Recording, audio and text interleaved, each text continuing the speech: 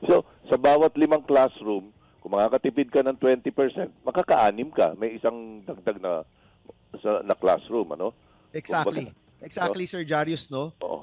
Sabi For ko the nga, price. simple Oo. lang naman. Kung talagang maayos yung paggamit ng pondo ng bayan, mas marami tayong maibibigay sa Correct. bayan. Pero kung yung Oo. paggamit po ng pondo ng bayan, napupunta lang po sa iilan, napupunta lang po sa mga kontraktor o politiko, Oo. talagang kulang-kulang yung maibibigay ho natin sa taong bayan. Ito pong So, nakikita po nyo sa screen, no?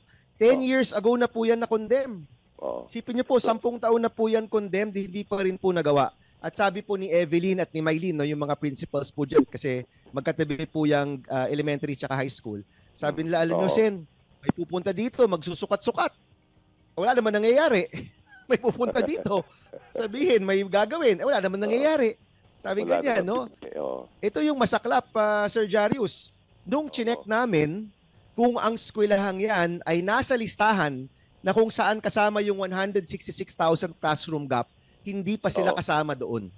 No? Di pa? Hindi sila kasama doon sa bilang na yon. So ang Bakit kutob ko naman? nga, hindi lang 166,000 itong classroom gap natin, mas malaki pa. No, yan po yung Wow. kutob ko kasi ito Nakaka- pong Lakandula po ito, no? Lakandula Elementary Oo. at kung di ako nagkakamali, Dr. Acevedo, no? Itong high school, itong katabi po nila, magkatabi lang po Oo. yan. Oo. Wala po sila dun sa listahan ng DepEd na dapat bigyan ng bagong classroom. Ikita naman po natin dyan sa picture na kailangan na siguro major repair yan or i-replace na dahil condemned na po yung mga classroom na yan.